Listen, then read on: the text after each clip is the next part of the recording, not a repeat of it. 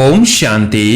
आज 6 जून 2021 की अव्यक्त मधुर महावाक्य रिवाइज है 14 जनवरी 1988। हेडलाइन है उदासी आने का कारण छोटी मोटी अवज्ञा। आज बेहद के बड़े से बड़े बाप, ऊंचे से ऊंच बनाने वाले बाप अपने चारों ओर के बच्चों में से विशेष आज्ञाकारी बच्चों को देख रहे हैं। आज्ञाकारी बच्चे तो सभी अपने को समझते हैं, लेकिन नंबर वार है। कोई सदा आज्ञाकारी और कोई आज्ञाकारी है, सदा नहीं है। आज्ञाकारी की लिस्ट में सभी बच्चे आ जाते हैं, लेकिन अंतर जरूर है। आज्ञा देने वाला बाप सभी बच्चों को एक समय पर एक ही आज्ञा देते हैं, अलग अलग भिन्न भिन्न आज्ञा भी नहीं देते हैं। फिर भी नंबरवार क्यों होते हैं? क्योंकि जो सदा हर संकल्प व हर कर्म करते बाप की आज्ञा का सहज स्मृति स्वरूप बनते हैं, वह स्वतः ही हर संकल्प, बोल और कर्म में आज्ञा प्रमाण चलते। और जो स्मृति स्वरूप नहीं बनते उनको बार बार स्मृति लानी पड़ती है। कभी स्मृति के कारण आज्ञाकारी बन चलते और कभी चलने के बाद आज्ञा याद करते हैं, क्योंकि आज्ञा की स्मृति स्वरूप नहीं। जो श्रेष्ठ कर्म का प्रत्यक्ष फल मिलता है, वह प्रत्यक्ष फल की अनुभूति न होने के कारण कर्म के बाद याद आता है कि यह रिजल्ट क्यों हुई। कर्म के बाद चेक करते तो समझते हैं जो जैसी बाप की आज्ञा है उस प्रमाण न चलने के कारण जो प्रत्यक्ष फल अनुभव हो वो नहीं हुआ। इसको कहते हैं आज्ञा की स्मृति स्वरूप नहीं है, लेकिन कर्म के फल को देखकर स्मृति आई। तो नंबर 1 है सहज स्वतः स्मृति स्वरूप आज्ञाकारी, और दूसरा नंबर है कभी स्मृति से कर्म करने वाले और कभी कर्म के बाद स्मृति में आने वाले। तीसरे नंबर की तो बात ही छोड़ दो। 2 मालाएं हैं, पहली छोटी माला है, दूसरी बड़ी माला है, तीसरी की तो माला ही नहीं है, इसलिए 2 की बात कर रहे हैं। आज्ञाकारी नंबर 1 सदा अमृत वेले से रात तक सारे दिन की दिनचर्या के हर कर्म में आज्ञा प्रमाण चलने के कारण हर कर्म में मेहनत नहीं अनुभव करते, लेकिन आज्ञाकारी बनने का विशेष फल बाप के आशीर्वाद की अनुभूति करते हैं। क्योंकि आज्ञाकारी बच्चे के ऊपर हर कदम में बाप दादा के दिल की दुआएं साथ हैं, इसलिए दिल की दुआओं के कारण हर कर्म फलदायी होता है। क्योंकि कर्म बीज है और बीज से जो प्राप्ति होती है वो फल है। तो नंबर 1 आज्ञाकारी आत्मा का हर कर्म रूपी बीज शक्तिशाली होने के कारण हर कर्म का फल अर्थात संतुष्टता, सफलता प्राप्त होती है। संतुष्टता अपने आप से भी होती है और कर्म के रिजल्ट से भी होती है और अन्य आत्माओं के संबंध संपर्क से भी होती है। नंबर 1 आज्ञाकारी आत्माओं के तीनों ही प्रकार की संतुष्टता स्वतः और सदा अनुभव होती है। कई बार कई बच्चे अपने कर्म से स्वयं संतुष्ट होते हैं कि मैंने बहुत अच्छा विधि पूर्वक कर्म किया, लेकिन कहाँ सफलता रूपी फल जितना स्वयं समझते हैं उतना दिखाई नहीं देता, और कहाँ फिर स्वयं भी संतुष्ट, फल में भी संतुष्ट, लेकिन संबंध संपर्क में संतुष्टता नहीं होती है। तो इसको नंबर 1 आज्ञाकारी नहीं कहेंगे। नंबर 1 आज्ञाकारी तीनों ही बातों में संतुष्टता अनुभव करेगा। वर्तमान समय के प्रमाण कई श्रेष्ठ आज्ञाकारी बच्चों द्वारा कभी कभी कोई आत्माएं अपने को असंतुष्ट भी अनुभव करती हैं। आप सोचेंगे ऐसा तो कोई नहीं है जिससे सभी संतुष्ट हो, कोई न कोई असंतुष्ट हो भी जाते हैं, लेकिन वो कई कारण होते हैं। अपने कारण को न जानने के कारण मिसअंडरस्टैंड अर्थात गलतफहमी कर देते हैं। दूसरी बात, अपनी बुद्धि प्रमाण बड़ों से चाहना, इच्छा ज्यादा रखते हैं और वो इच्छा जब पूर्ण नहीं होती तो असंतुष्ट हो जाते। तीसरी बात, कई आत्माओं के पिछले संस्कार, स्वभाव और हिसाब किताब के कारण भी जो संतुष्ट होना चाहिए वो नहीं होते। इस कारण नंबर 1 आज्ञाकारी आत्मा का व श्रेष्ठ आत्माओं द्वारा संतुष्टता न मिलने का कारण होता नहीं है, लेकिन अपने कारणों से असंतुष्ट रह जाते हैं। इसलिए कहां कहां दिखाई देता है कि हर एक से कोई असंतुष्ट है, लेकिन उसमें भी मेजॉरिटी 95% के करीब संतुष्ट होंगे। 5% असंतुष्ट दिखाई देते तो नंबर 1 आज्ञाकारी बच्चे मेजॉरिटी तीनों ही रूप से संतुष्ट अनुभव करेंगे और सदा आज्ञा प्रमाण श्रेष्ठ कर्म होने के कारण हर कर्म करने के बाद संतुष्ट होने के कारण कर्म बार बार बुद्धि को मन को विचलित नहीं करेगा कि ठीक किया व नहीं किया। सेकंड नंबर वाले को कर्म करने के बाद कई बार मन में संकल्प चलता है कि पता नहीं ठीक किया व नहीं किया, जिसको आप लोग अपनी भाषा में कहते हो मन खाता है कि ठीक नहीं किया। नंबर 1 आज्ञाकारी आत्मा का कभी मन नहीं खाता। आज्ञा प्रमाण चलने के कारण सदा हल्के रहते, क्योंकि कर्म के बंधन का बोझ नहीं। पहले भी सुनाया था कि एक है कर्म के संबंध में आना और दूसरा है कर्म के बंधन बस कर्म करना। तो नंबर 1 आत्मा कर्म के संबंध में आने वाली है, इसलिए सदा हल्की है। नंबर 1 आत्मा हर कर्म में बाप दादा द्वारा विशेष आशीर्वाद की प्राप्ति के कारण हर कर्म करते आशीर्वाद के फलस्वरूप सदा ही आंतरिक विल पावर अनुभव करेगी, सदा अतीन्द्रिय सुख का अनुभव करेगी, सदा अपने को भरपूर अर्थात संपन्न अनुभव करेगी। कभी कभी कई बच्चे बाप के आगे अपने दिल का हालचाल सुनाते, क्या कहते हैं, ना मालूम क्यों आज अपने को खाली खाली समझते हैं, कोई बात भी नहीं हुई है, लेकिन संपन्नता व सुख की अनुभूति नहीं हो रही है। कई बार उस समय कोई उल्टा कार्य या कोई छोटी मोटी भूल नहीं होती है, लेकिन चलते चलते अनजान व अलवेलेपन में समय प्रति समय आज्ञा के प्रमाण काम नहीं करते हैं। पहले समय की अवज्ञा का बोझ किसी समय अपने तरफ खींचता है, जैसे पिछले जन्मों के कड़े संस्कार स्वभाव कभी कभी न चाहते भी अपनी तरफ खींच लेते हैं। ऐसे समय प्रति समय की हुई अवज्ञाओं का बोझ कभी कभी अपने तरफ खींच लेता है। वह है पिछला हिसाब किताब, यह है वर्तमान जीवन का हिसाब, क्योंकि कोई भी हिसाब चाहे इस जन्म का चाहे पिछले जन्म का लगन की अग्नि स्वरूप स्थिति के बिना भस्म नहीं होता।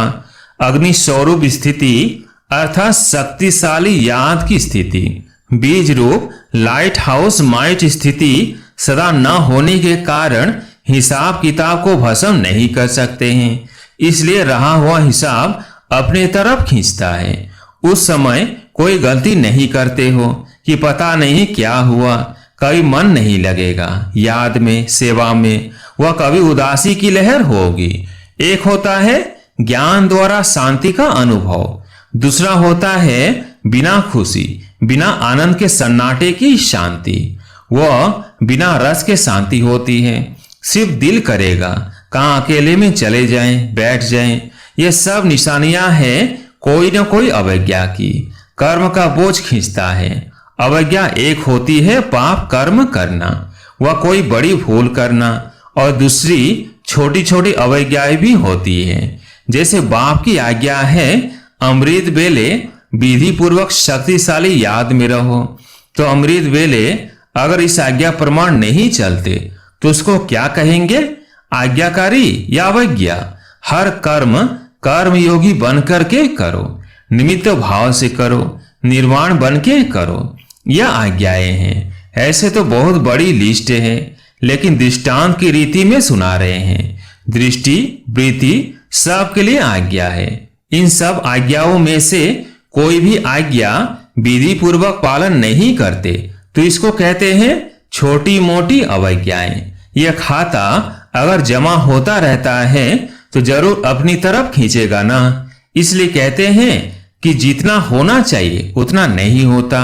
जब पूछते हैं ठीक चल रहे हो तो सब कहेंगे हाँ, और जब कहते हैं कि जितना होना चाहिए उतना है, तो फिर सोचते हैं इतनी इशारे मिलते, नॉलेजफुल होते, फिर भी जितना होना चाहिए उतना नहीं होता। कारण पिछला व वर्तमान बोझ डबल लाइट बनने नहीं देता है। कभी डबल लाइट बन जाते, कभी बोझ नीचे ले आता। सदा अतीन्द्रिय सुख व खुशी संपन्न शांत स्थिति अनुभव नहीं करते हैं। बाप दादा के आज्ञाकारी बनने की विशेष आशीर्वाद की लिफ्ट के प्राप्ति की अनुभूति नहीं होती है। इसलिए किस समय सहज होता और किस समय मेहनत लगती है। नंबर 1 आज्ञाकारी की विशेषताएं स्पष्ट सुनी। बाकी नंबर 2 कौन हुआ जिसमें इन विशेषताओं की कमी है, वो नंबर 2 और दूसरे नंबर माला के हो गए। तो पहली माला में आना है ना, मुश्किल कुछ भी नहीं है। हर कदम की आज्ञा स्पष्ट है, हर कदम की आज्ञा स्पष्ट है। उसी प्रमाण चलना सहज हुआ या मुश्किल हुआ। बाप के कदम है तो कदम पर कदम रखना तो सहज हुआ ना। वैसे भी सभी सच्ची सीताएं हो, सजनियां हो तो सजनियां कदम पर कदम रखती है ना। यह विधि है ना, तो मुश्किल क्या हुआ। बच्चे के नाते से भी देखो, बच्चे अर्थात जो बाप के फुट स्टेप अर्थात पद चिन्ह पर चले। जैसे बाप ने कहा ऐसे किया। बाप का कहना और बच्चों का करना, इसको कहते हैं नंबर 1 आज्ञाकारी। तो चेक करो और चेंज करो। अच्छा, चारों ओर के सर्व आज्ञाकारी श्रेष्ठ आत्माओं को सदा बाप द्वारा प्राप्त हुई आशीर्वाद की अनुभूति करने वाली विशेष आत्माओं को सदा हर कर्म में संतुष्टता सफलता अनुभव करने वाली महान आत्माओं को सदा कदम पर कदम रखने वाले आज्ञाकारी बच्चों को बाप दादा का याद प्यार और नमस्ते। पार्टियों से अव्यक्त बाप दादा की मधुर मुलाकात। पहला, सदा अपने को रूहानी यात्री समझते हो। यात्रा करते क्या याद रहेगा, जहां जाना है वही याद रहेगा ना। अगर और कोई बात याद आती है तो उसको भुलाते हैं। अगर कोई देवी की यात्रा पर जाएंगे तो जय माता कहते जाएंगे। अगर कोई याद आएंगी तो अच्छा नहीं समझते हैं, एक दो को भी याद दिलाएंगे। जय माता याद करो, घर को व बच्चे को याद नहीं करो, माता को याद करो।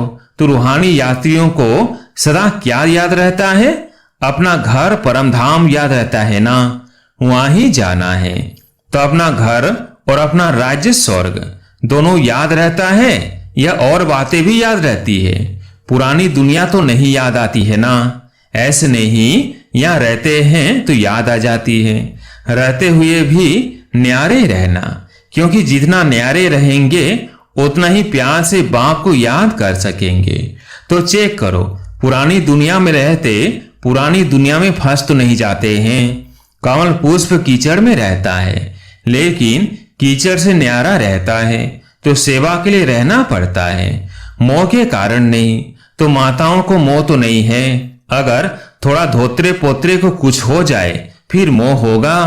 अगर वो थोड़ा रोए तो आपका मन भी थोड़ा रोएगा, क्योंकि जहां मोह होता है तो दूसरे का दुख भी अपना दुख लगता है। ऐसे नहीं उसको बुखार हो तो आपको भी मन का बुखार हो जाए, मोह खींचता है ना। पेपर तो आते हैं ना, कभी पोतरा बीमार होगा, कभी धोत्रा, कभी धन की समस्या आएंगी, कभी अपनी बीमारी की समस्या आएंगी। यह तो होगा ही, लेकिन सदा न्यारे रहे, मोह में न आए, ऐसे निर्मोही हो। माताओं को होता है संबंध से मोह और पांडवों को होता है पैसे से मोह। पैसा कमाने में याद भी भूल जाएगी। शरीर निर्वाह करने के लिए निमित्त काम करना दूसरी बात है, लेकिन ऐसा लगे रहना जो न पढ़ाई याद आए न याद का अभ्यास हो, उसको कहेंगे मोह। तो मोह तो नहीं है ना। जितना नष्ट मोह होंगे उतना स्मृति स्वरूप होंगे। कुमारों से कमाल करने वाले कुमार होना। क्या कमाल दिखाएंगे, सदा बाप को प्रत्यक्ष करने का उमंग तो रहता ही है, लेकिन उसकी विधि क्या है। आजकल तो युद्ध के तरफ सबकी नजर है। रूहानी युद्ध अपनी मनसा शक्ति से, बोल से, चलन से ऐसे शांति की शक्ति अनुभव कराएं जो समझे कि शांति की शक्ति से क्रांति करने वाले हैं। जैसे जिस्मानी युद्ध की चलन और चेहरे से जोश दिखाई देता है ना, देखकर ही पता चलता है कि यह युद्ध है। ऐसे आपके चेहरे और चलन से शांति की अनुभूति हो, इसको कहते हैं कमाल करना। हर एक की वृत्ति से वाइब्रेशन आए। जहां उन्हों के चलन से चेहरे से वाइब्रेशन आता है कि हिंसक वृत्ति वाले हैं, ऐसे आपके वाइब्रेशन से शांति की किरणें अनुभव हो। ऐसे कमाल करके दिखाओ। कोई भी क्रांति का काज करता है तो सबका अटेंशन जाता है ना, ऐसे आप लोगों के ऊपर सबका अटेंशन जाए, ऐसी विशाल सेवा करो। क्योंकि ज्ञान सुनाने से अच्छा तो लगता है, लेकिन परिवर्तन अनुभव को देखकर अनुभवी बनते हैं। ऐसी कोई न्यारी बात करके दिखाओ। वाणी से तो माताएं भी सेवा करती हैं, निमित्त बहनें भी सेवा करती हैं, लेकिन आप नवीनता करके दिखाओ जो गवर्नमेंट का भी अटेंशन जाए। जैसे सूर्य उदय होता है तो सबसे ही अटेंशन जाता है ना, रोशनी आ रही है, ऐसे आपके तरफ अटेंशन जाए। समझा? वरदान, थकी व तड़पती हुई आत्माओं को सिद्धि देने वाले खुदाई खिदमतगार भव। थकी व तड़पती हुई आत्माओं को सिद्धि देने वाले खुदाई खिदमतगार भव। आत्माओं की बहुत समय से इच्छा व आशा है निर्वाण व मुक्ति धाम में जाने की। इसके लिए ही अनेक जन्मों से अनेक प्रकार की साधना करते करते थक चुकी हैं। अभी हर एक सिद्धि चाहते हैं, न कि साधना। सिद्धि अर्थात सद्गति। तो ऐसी तड़पती हुई थकी हुई प्यासी आत्माओं की प्यास बुझाने के लिए आप श्रेष्ठ आत्माएं अपने साइलेंस की शक्ति व सर्व शक्तियों से 1 सेकेंड में सिद्धि दो, तब कहेंगे खुदाई खिदमतगार। स्लोगन, कमजोर संस्कार ही माया के आने का चोर गेट है, अब यह गेट बंद करो। कमजोर संस्कार ही माया के आने का चोर गेट है, अब यह गेट बंद करो। अच्छा, ओम शांति।